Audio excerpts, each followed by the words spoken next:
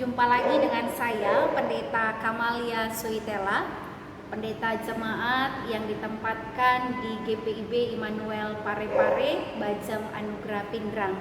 Bapak Ibu, kita bersyukur hari ini kita boleh diberikan kesempatan oleh Tuhan untuk menikmati hari yang baru. Kita juga boleh memasuki bulan yang baru di hari yang pertama ini, di bulan November. Oleh karena itu, mengawali seluruh aktivitas kita di hari ini, kita akan membaca dan merenungkan firman Tuhan. Oleh karena itu, saya mengajak dulu Bapak Ibu untuk membuka kitab Wahyu pasalnya yang kedua, ayat 12 hingga ayat yang ke-13. Sebelumnya, Bapak Ibu Saudara, mari kita berdoa. Puji dan syukur kami panjatkan kehadirat Tuhan yang Maha Kuasa. Atas berkat dan pemeliharaan Tuhan, kami masih diberikan kesempatan oleh Tuhan untuk menikmati hari yang baru yang Tuhan anugerahkan bagi kami. Hari pertama di bulan November ini. Terima kasih Tuhan. Oleh karena itu, mengawali seluruh aktivitas kami di hari ini, kami mau membaca dan mendengarkan firman Tuhan. Kami mau merenungkannya. Kami memohon kepada Tuhan, berikanlah kami hikmat, Roh Kudus memampukan kami untuk mengerti dan memahami, serta mengerjakan firman Tuhan dalam kehidupan kami hari lepas hari. Tuhan, bersabdalah bagi kami siap untuk mendengarkan sabda kebenaran firman-Mu. Amin. Bapak Ibu Saudara, Wahyu pasal 2 ayat 12 dan ayat yang ke-13 yang menyatakan, "Dan tuliskanlah kepada malaikat jemaat di Pergamus, inilah firman Dia yang memakai pedang yang tajam dan bermata dua. Aku tahu di mana engkau diam, yaitu di sana, di tempat takhta iblis, dan engkau berpegang kepada namaku, dan engkau tidak menyangkal imanmu kepadaku, juga tidak pada zaman Antipas, saksiku yang setia kepadaku, yang dibunuh di hadapan kamu, di mana iblis diam." Demikianlah firman Tuhan, terpujilah Kristus, haleluya. Bapak Ibu, saudara-saudara yang dikasihi Tuhan, saya mengutip satu kalimat dari seorang negarawan Irlandia yang adalah seorang penulis dan juga ahli dalam teori dan juga filsafat, Edmund Burke. Dia berkata, satu-satunya hal yang dibutuhkan iblis untuk menang adalah ketika orang-orang baik tidak berbuat apa-apa. Kita seringkali mendengar frase lingkaran setan. Frase ini menggambarkan keadaan yang menunjukkan orang baik mampu berbuat jahat karena terdesak oleh keadaan. Misalnya, Bapak Ibu Saudara, orang yang tidak pernah tahu korupsi berada di dalam sistem yang korup, berada di tengah-tengah orang-orang yang korup, kemudian dia terjebak menjadi korup juga. Nah, Bapak Ibu, keadaan demikian tergambar dalam bacaan kita pagi hari ini dari kitab Wahyu oleh Yohanes tentang kota Pergamus. Kota ini adalah ibu kota salah satu provinsi kekaisaran Romawi. Pergamus memang bukan kota yang ramai karena perdagangan, tetapi Pergamus ramai karena banyak jenis kepercayaan yang tumbuh subur di sana. Di Pergamus, kuil peribadahan yang indah dibangun untuk menghormati dewa-dewi Yunani. Sebut saja Bapak Ibu Saudara, dewa Zeus, dewa Aphrodite, dan juga Asklepios yang adalah dewa pengobatan yang sering digambarkan dengan simbol ular.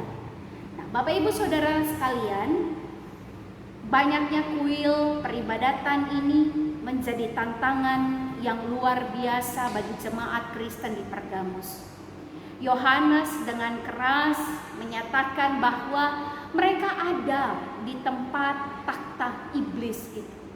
Para penafsir Alkitab berpendapat bahwa gereja Pergamus sudah disusupi oleh kepercayaan orang-orang Yunani. situasi kota Pergamus seakan-akan menjadi lingkaran setan bagi orang-orang Kristen di sana. Dan akibat dari tekanan di lingkungan itu, gereja di Pergamus mulai berkompromi. Jemaat tidak lagi teguh memegang keimanan mereka. Pada ayat-ayat selanjutnya, kalau Bapak Ibu baca, Yohanes menyamakan oknum-oknum jemaat dengan Bileam. Bileam ini adalah tokoh yang dianggap korup di dalam kitab Bilangan. Bahkan yang lebih jauh dari itu adalah orang-orang Kristen di sana tidak berbuat apa-apa ketika Antipas, hamba Allah yang setia, dibunuh di Pergamus. Dengan adanya peristiwa-peristiwa itulah, Bapak Ibu Saudara, melalui Yohanes, Allah mengingatkan dua hal kepada orang-orang percaya yang ada di kota Pergamus. Hal pertama yang diingatkan Yohanes adalah ancaman bagi jemaat di Pergamus. Kota ini kan ibarat lingkaran setan yang mampu menghisap siapapun masuk ke dalamnya. Kepercayaan Yunani dengan dewa-dewi yang memikat, ajaran-ajaran yang memukau, tentunya akan menggoyahkan orang-orang Kristen di sana. Hal yang kedua, Bapak Ibu Saudara, yang harus mereka ingat adalah iman percaya mereka kepada Allah. Yohanes mengetahui bahwa sebelumnya jemaat Pergamus ini adalah jemaat yang setia berpegang pada Allah. Namun kesetiaan iman itu terancam oleh lingkaran setan yang ada di Pergamus. Yohanes mengingatkan kembali tentang identitas iman mereka yang harus tetap dijaga sebagai pengikut Kristus. Iman mereka kepada Allah yang harus mereka pertahankan kendati begitu banyak godaan dan pergumulan. Bapak Ibu Saudara yang diberkati Tuhan, dari kedua peringatan ini kita boleh belajar untuk menjadi orang Kristen yang senantiasa mampu bertahan dalam iman percaya kepada Allah. Hidup ini tidaklah mudah. Pergumulan hadir silih ganti. Godaan datang tanpa mengenal tempat dan waktu. Seringkali kita lengah. Seringkali kita tidak sadar bahwa kita ada di dalam lingkaran setan. Pergaulan, pekerjaan, harta atau jabatan jangan sampai menghanyutkan kita. Ingatlah Bapak Ibu Saudara, semuanya itu tidak akan membawa kita ke dalam kebahagiaan yang kekal. Namun yang jelas Allah sudah menyatakan keselamatannya bagi kita melalui Kristus yang hidup. Allah yang adalah kasih itu menjadi manusia yang kemudian berani melawan situasi meski harus berhadapan dengan berbagai perlawanan. Di dalam pekerjaan kita sering melihat hal-hal yang tidak baik. Lalu kita diam saja. Di situ Bapak Ibu ingat, si jahat menang dan kebaikan semakin kalah. Jadi Bapak Ibu Saudara yang diberkati Tuhan, jangan sampai hanya karena pekerjaan kita, karena jabatan kita, karena bisnis kita, lalu kita mengompromikan iman percaya kita. Kita bisa belajar dari apa yang kita hadapi saat ini Bapak Ibu Saudara. Kita harus melakukan physical distancing dengan segala godaan. Kita sudah lihat di pandemi ini, ketika kita menjaga jarak atau menghindari virus, kita bisa untuk memutus mata rantai penularan penyakit yang menjadi mimpi buruk dunia yang nyaris 2 tahun ini. Nah, kalau kita sudah tahu bahwa harta, tahta, atau jabatan itu menggoda, ya jaga jarak dari hal itu. Maksimalkanlah waktu dengan keluarga, dengan orang-orang yang ada di hati kita. Terlebih, maksimalkan waktu kita dengan Tuhan. Kita tidak pernah tahu apa yang akan terjadi. Tetapi sebagai orang percaya, satu hal yang kita tahu, Tuhan mengasihi kita. dan Ia akan mengatur segala sesuatu pada waktunya. Apabila kita tetap setia, kita tetap taat, dan tetap berada pada jalan yang Tuhan kehendaki. Bapak Ibu Saudara yang diberkati Tuhan, kita bersyukur kemarin kita sudah boleh menyelesaikan persidangan Sinode GPIB yang ke-21 yang sempat tertunda setahun karena pandemi. Ini momen-momen kita berproses sebagai gereja yang setia kepada Allah di tengah-tengah berbagai pergumulan. Kita percaya di bawah kepemimpinan gereja yang baru, Tuhan tetap senantiasa memberkati gereja kita, memampukan kita untuk tetap menjaga identitas kita sebagai pengikut Kristus. Bapak Ibu Saudara, mari teruslah berpegang teguh pada Tuhan dan tetaplah setia kepadanya. Tuhan memberkati kita sekalian dimanapun kita berada. Amin.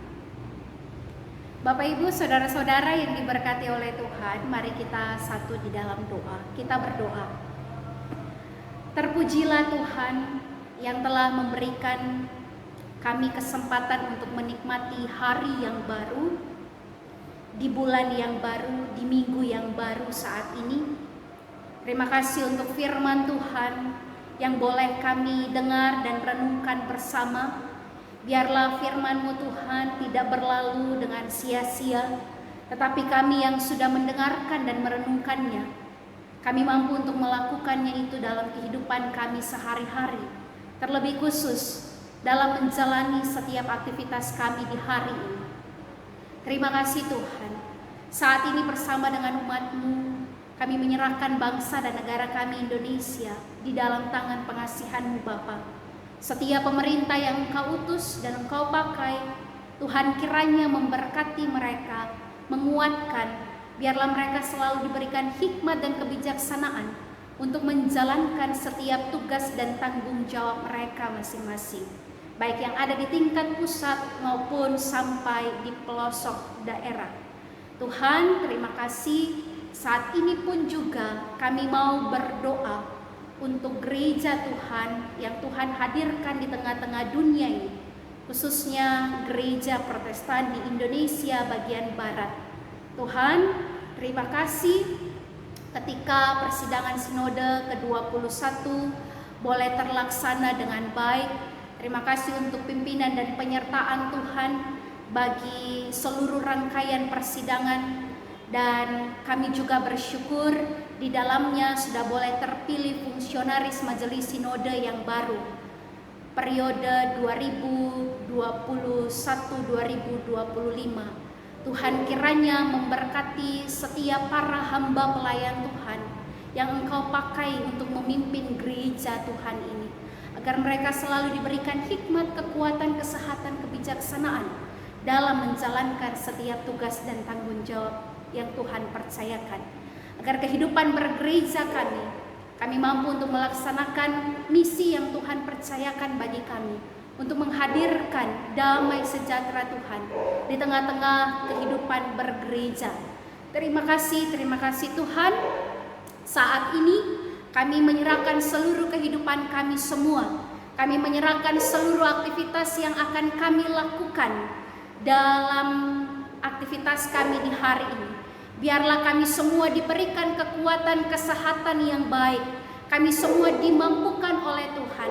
Kami dijaga, kami dilindungi dari berbagai macam hal-hal yang tidak kami inginkan. Terima kasih Bapa. Berkati kami, kuatkan kami. Tolonglah kami Tuhan. Peliharalah kehidupan kami, agar melalui kehidupan kami pun juga kami senantiasa memuji dan memuliakan hanya nama Tuhan saja yang kami muliakan melalui kehidupan kami sehari-hari. Terima kasih Bapa. Terpujilah Yesus Kristus Tuhan dan Juru Selamat kehidupan kami.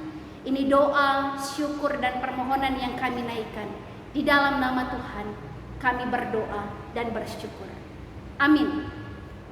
Bapak Ibu, saudara-saudara yang diberkati oleh Tuhan, demikian morning call kita di pagi hari ini. Selamat beraktivitas untuk kita sekalian. Tetap jaga kesehatan kita, tetap jaga diri kita, patuhi protokol kesehatan. Tuhan memberkati kita sekalian.